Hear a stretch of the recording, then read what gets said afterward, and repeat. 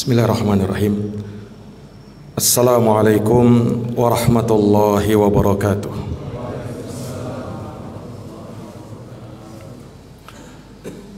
Alhamdulillah.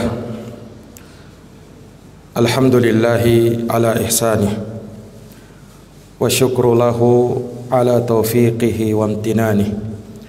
Ashhadu an la ilaha illallah wahdahu la syarika lah ta'ziman li sya'nih wa ashhadu anna Muhammadan abduhu wa rasuluh ad-da'i ila ridwanih sallallahu wa sallama alaihi wa ala alihi wa sahbihi wa ikhwanih. Allahumma inni as'aluka fi'lal khairat wa tarkal munkarat. Allahumma a'inna ala dzikrik wa syukrik wa husni ibadatik. Allahumma inna nas'aluka ilman nafi'an wa rizqan tayyiban wa amalan mutaqabbala. Amma ba'd, ma'asyaral muslimin wal muslimat, ayyuhas shaimun was shaimat, jamaah subuh Masjid Al-Ijtihad yang dirahmati dan dimuliakan oleh Allah. Alhamdulillah, kita bersyukur kepada Allah Subhanahu wa taala masih diberikan kehidupan dan kesehatan sampai pada pagi hari ini.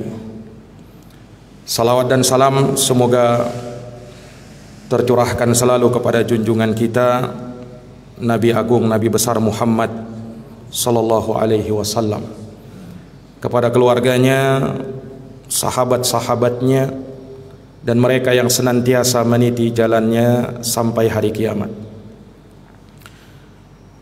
Ma'asyaral muslimin wal muslimat, ayyuhas shaimun was shaimat. Menginjak hari yang ke-11 di bulan Ramadan,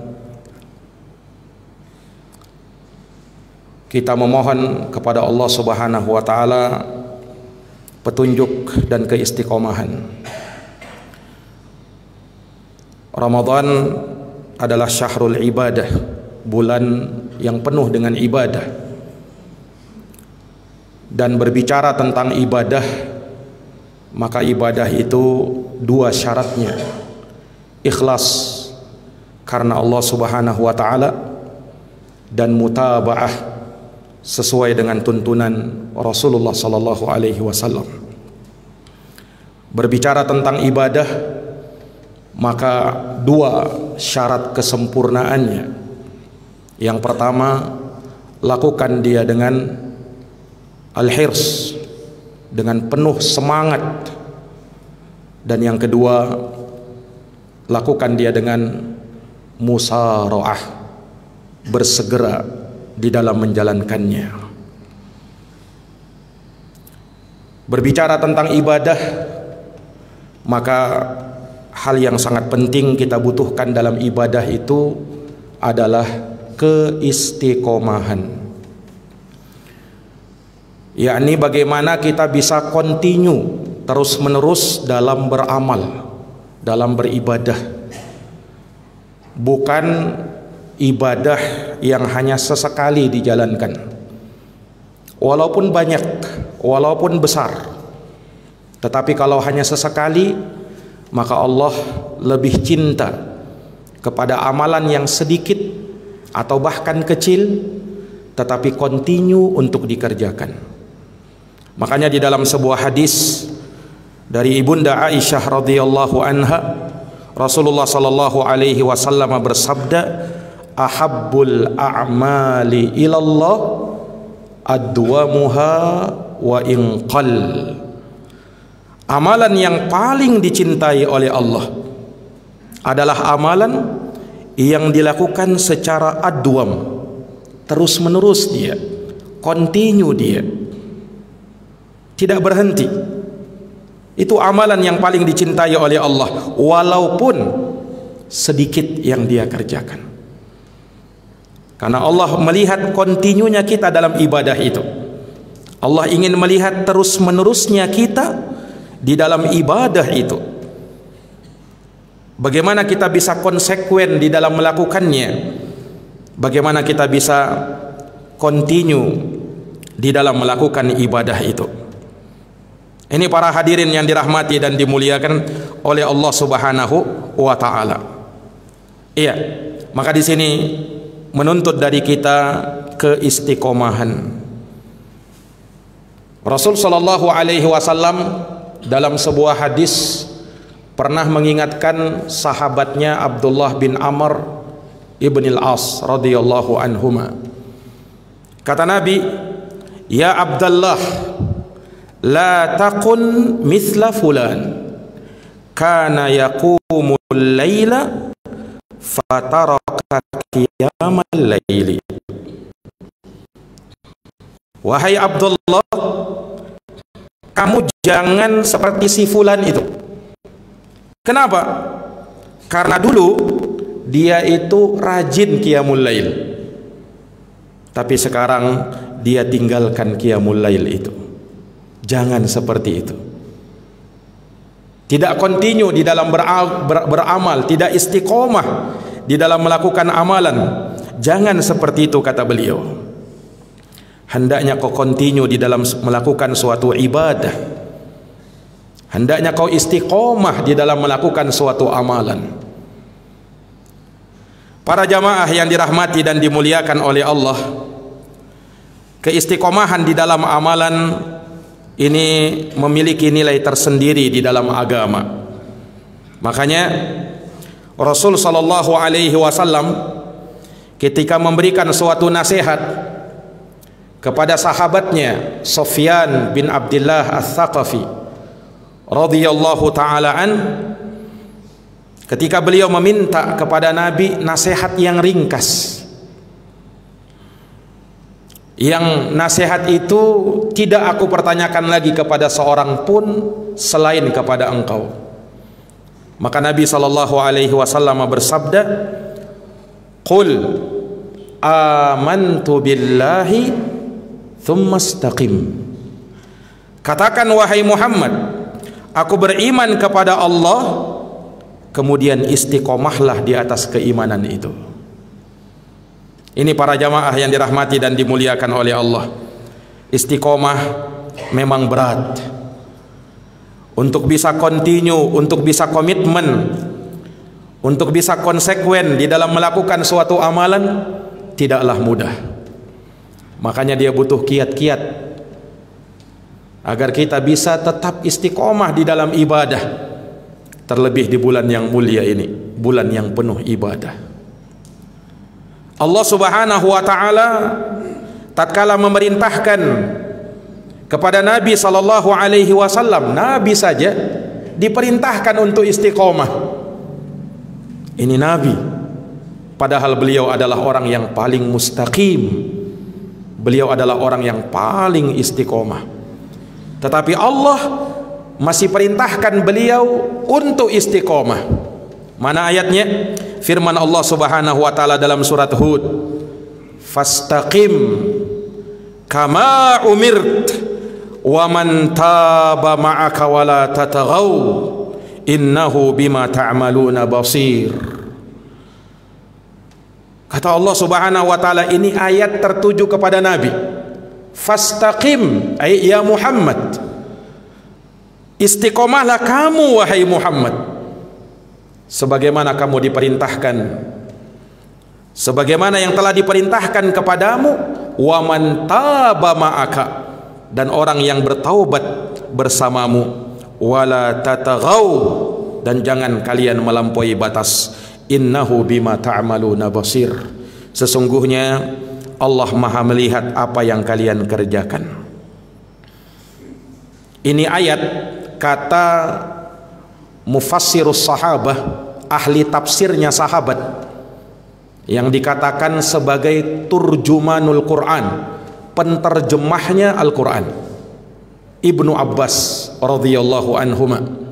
Beliau mengatakan, "Ma nazala ala Rasulillah sallallahu alaihi wasallam fi jami'il Qur'ani ayatan kanat asyaqqa alaihi min hadhil ayah.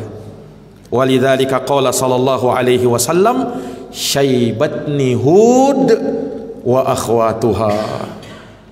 Kata Ibnu Abbas mengomentari tadi ayat, kata beliau, tidak ada satupun ayat yang turun kepada Rasulullah sallallahu alaihi wasallam yang terasa berat oleh beliau. Jadi Nabi saja berat. Tidak ada satupun ayat yang turun kepada Nabi yang lebih berat terasa oleh beliau melebihi ayat tadi. Surat Hud ayat 112. Perintah kepada Nabi untuk istiqomah. Sampai Nabi mengatakan syaibatni Hud wa akhwatuha.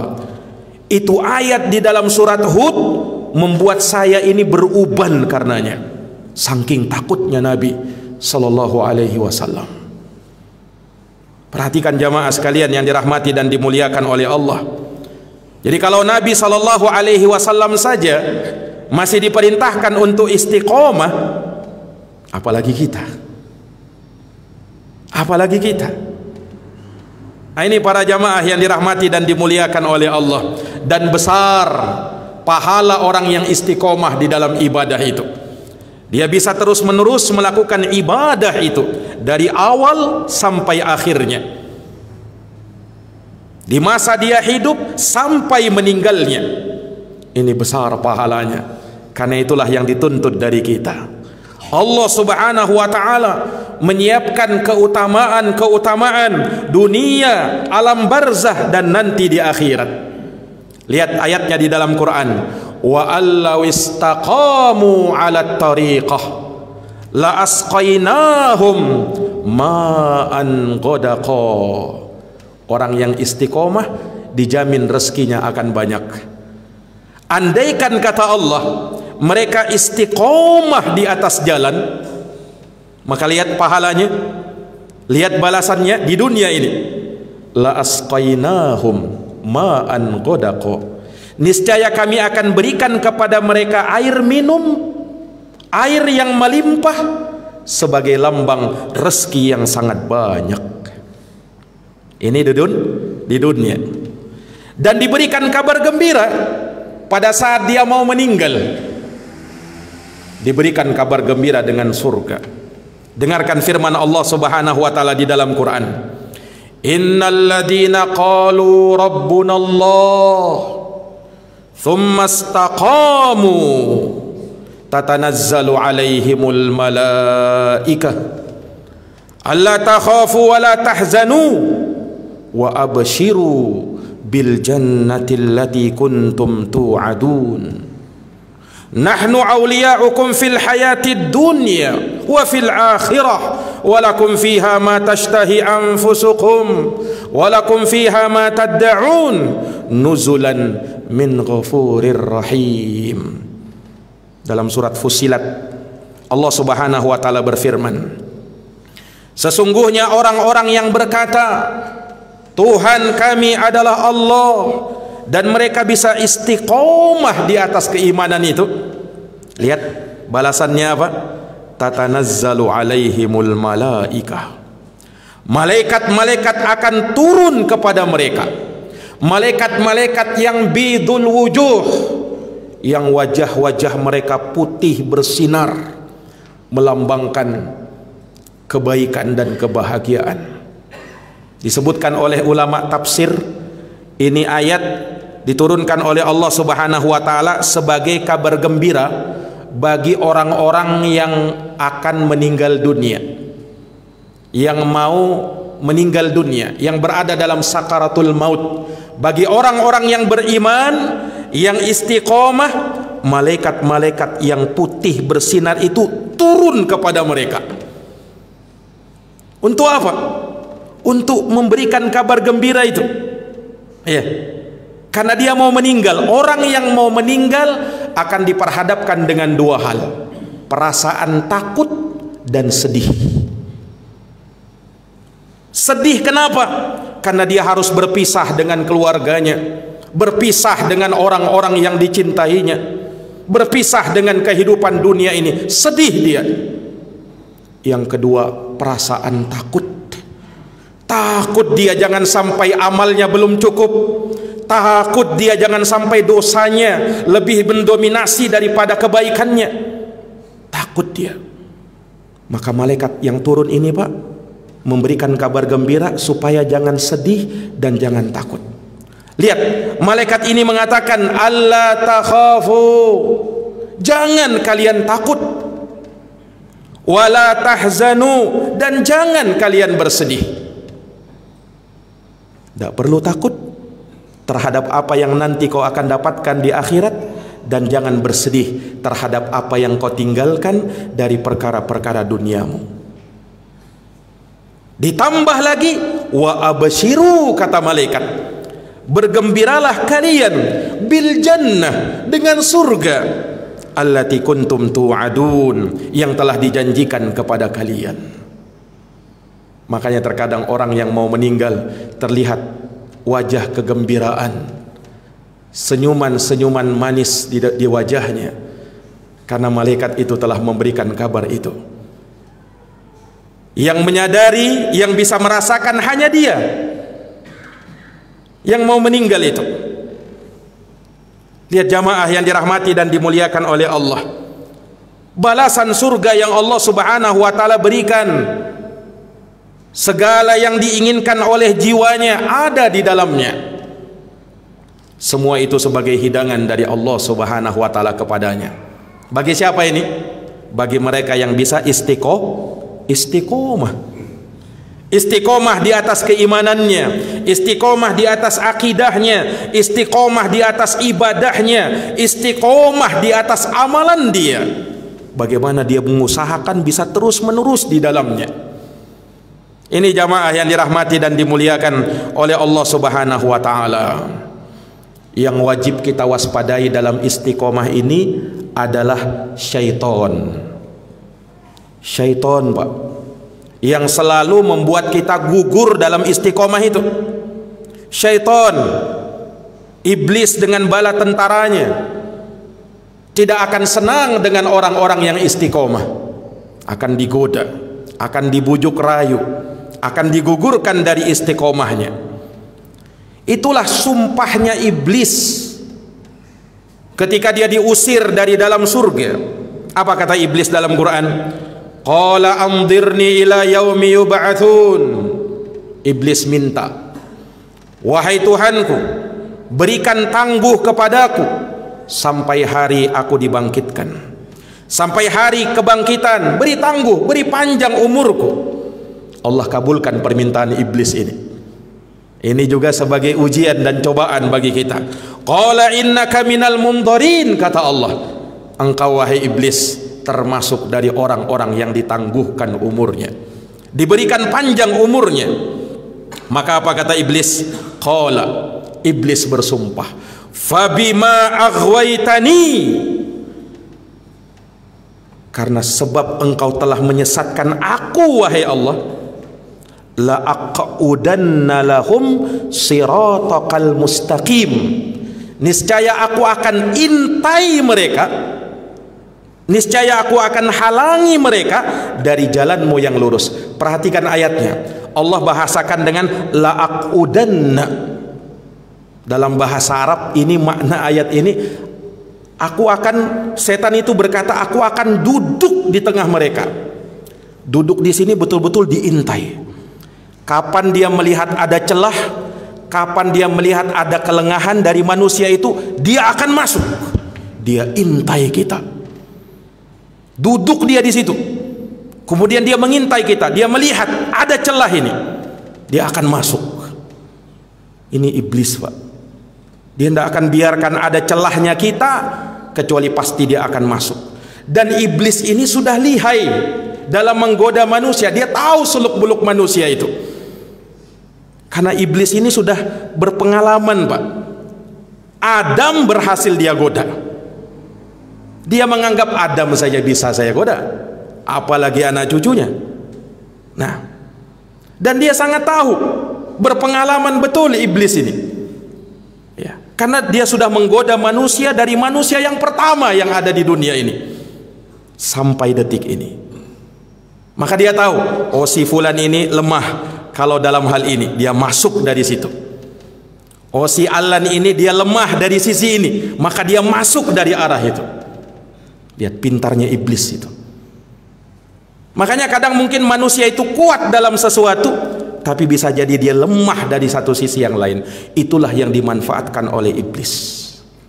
Makanya tidak ada kompromi dengan iblis ini, dengan setan ini. Musuh kita yang selama-lamanya musuh. Kalau di dunia Pak, musuh kita di dunia kita mungkin bisa berdamai, kita mungkin bisa kompromi. Tapi kalau setan, Allah tidak ajak setan dengan kita untuk berdamai. Tidak ada ayatnya begitu. Tetapi kalau sudah berhadapan dengan setan, maka minta perlindungan, kata Allah. Ambil benteng perlindungan, karena dia tidak akan mau pernah berdamai dengan kalian. Allah menyatakan, inna syaitana lakum adu fattakhiduhu aduwa. Sesungguhnya setan itu adalah musuh bagi kalian, dan dia akan menjadi musuh kalian selama-lamanya. Jadikan dia sebagai musuh kalian, jangan pernah dia jadikan kalian menjadikan dia sebagai teman kalian. Jamaah yang dirahmati dan dimuliakan oleh Allah, lebih detail lagi Allah Subhanahu wa taala menyebutkan dalam Quran bagaimana godaan iblis setan itu. Kata Allah dalam Quran, "Tsumma la'atiyannahum." Kemudian setan berkata, aku akan datangi manusia itu, mim baini aidihim, dari arah depan mereka, wa min khalfihim, dari arah belakang mereka, wa an aimanihim, dari arah kanan mereka, wa an syama'ilihim, dan juga dari arah kiri mereka. Depan, belakang, kanan, kiri, setan mengintai kita.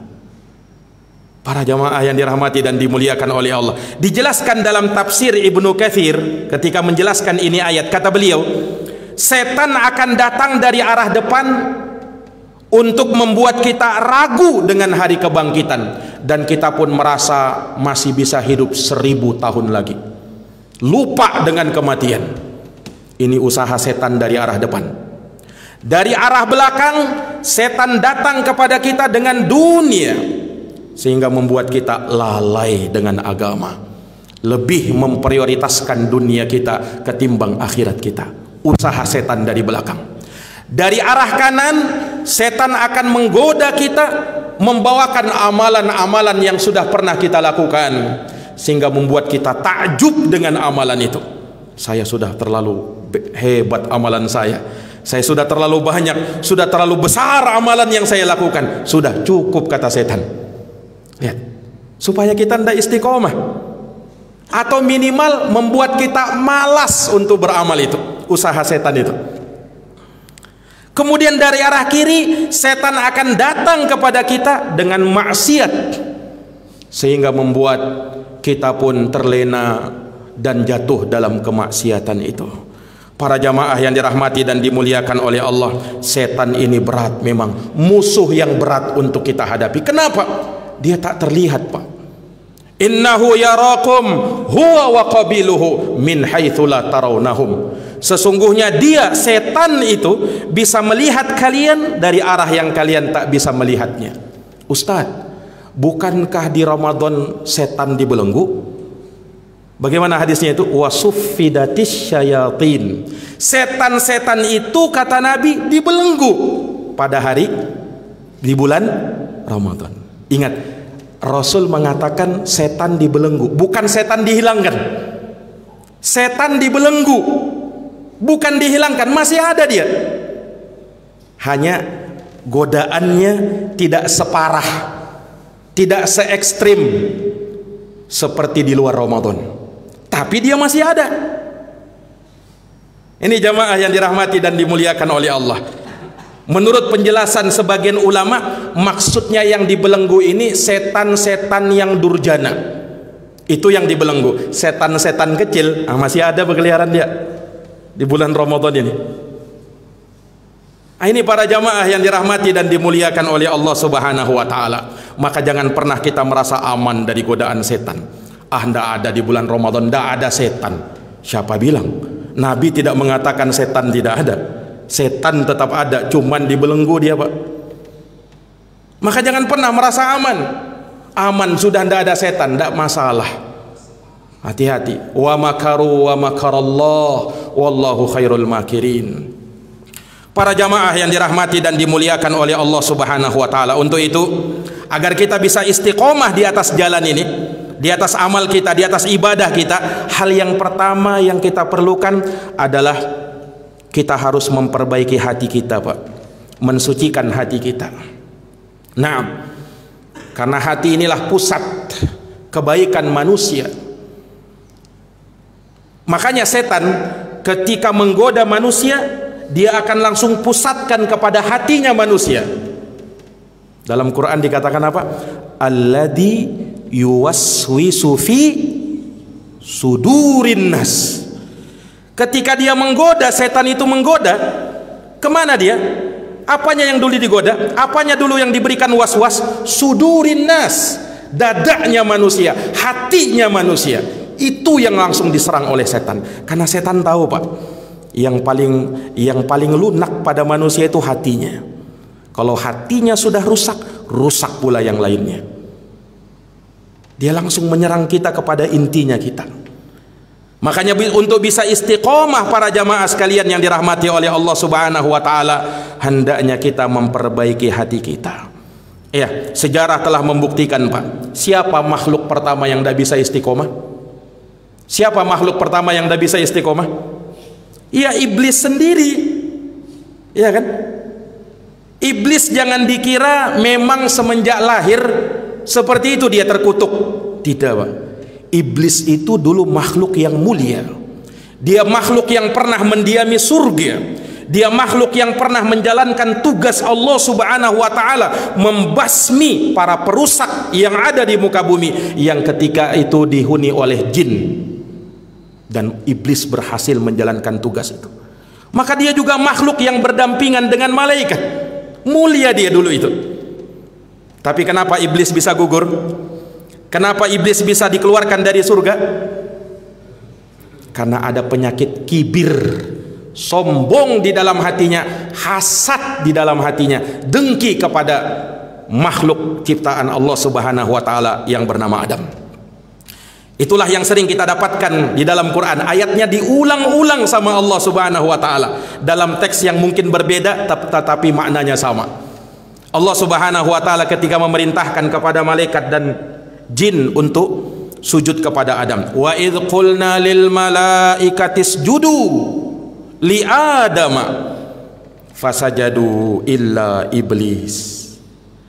Dan ingatlah tatkala kami mengatakan kepada malaikat, sujudlah kalian kepada Adam. Apa yang terjadi? Sujudlah malaikat illa iblis, kecuali iblis tak mau sujud. Kenapa dia tak mau sujud? Aba wastakbar. Penyakitnya iblis aba, dia menolak perintah Allah, wastakbar, dan dia menyombongkan diri dengan perintah Allah Subhanahu wa taala. Ini jamaah yang dirahmati dan dimuliakan oleh Allah Subhanahu wa taala. Maka dengan itu dia pun tidak bisa istiqomah. Yang terakhir jamaah sekalian, sebelum kita menutup majelis kita, maka kami ingin menyampaikan dari hal yang bisa membuat kita istiqomah, hendaknya kita fokus di dalam menjalankan suatu ibadah. Fokus di dalam menjalankan suatu amalan, konsentrasi di dalamnya. Dalam hadits qudsi Allah Subhanahu wa taala berfirman, "Ya bani Adam, wahai anak cucu Adam, tafarragh li ibadati." Konsentrasilah dan fokuslah dalam beribadah kepadaku. Kalau kalian bisa konsentrasi dan fokus dalam beribadah, amla sadaraka ghina, aku akan penuhi hatimu dengan kekayaan, dengan kecukupan. Wa asudda faqrak, dan aku akan tutupi kemiskinanmu. Wa illa taf'al, tapi kalau kau tidak lakukan yang seperti itu, kau tidak fokus, kau tidak bisa konsentrasi dalam ibadah, amla qalbaka syuglan, aku akan penuhi hatimu dengan kesibukan hal-hal yang tidak ada manfaatnya. Walam asudda faqrak, dan aku tidak akan tutupi kefakiranmu. Kita disuruh fokus Pak di dalam ibadah. Ramadan kita disuruh konsentrasi dalam ibadah. Apa makna konsentrasi dan fokus dalam ibadah? Maknanya kita menjadikan seluruh waktu kita atau mayoritas waktu kita untuk ibadah. Dan kita bisa menjadikan bahkan amalan mubah pun bisa menjadi dan bernilai ibadah. Kapan itu? Kalau diniatkan ibadah. Yang kedua, saat menjalankan ibadah maka fokuslah tertuju kepada Allah Subhanahu wa taala yang kita sembah. Kalau kita mampu konsen, kalau kita mampu fokus dalam beribadah, disitulah kita akan merasakan lezatnya beribadah, manisnya itu ibadah. Mudah-mudahan Allah Subhanahu wa taala menganugerahkan kepada kita semuanya keistiqomahan di dalam beribadah kepada Allah di bulan yang penuh ibadah ini, dan semoga Allah Subhanahu wa taala menjadikan kita termasuk dari hamba-hamba diberikan pertolongan untuk tetap semangat dan terus bersemangat menjalankan amaliyah Ramadan. Doa kita, Allahumma inni as'aluka fi'lal khairat wa tarkal munkarat. Ya Allah, aku mohon kepadamu, bantu aku ya Allah untuk bisa melakukan amal soleh, amal kebaikan, dan bantu aku ya Allah untuk meninggalkan segala kemungkaran, segala maksiat dan dosa kepadamu. Allahumma a'inna ala dzikrika wa syukrika wa husni ibadatik. Ya Allah, bantu saya ya Allah untuk senantiasa ingat kepadamu, untuk senantiasa syukur kepadamu, dan untuk senantiasa membaguskan ibadahku kepadamu. Hadanallahu wa iyyakum ajma'in. Subhanakallahumma wa bihamdik, asyhadu an la ilaha illa anta, astaghfiruka wa atubu ilaik. Subhana rabbika rabbil izzati amma yasifun, wa salamun alal mursalin, walhamdulillahi rabbil alamin. Wassalamu alaikum warahmatullahi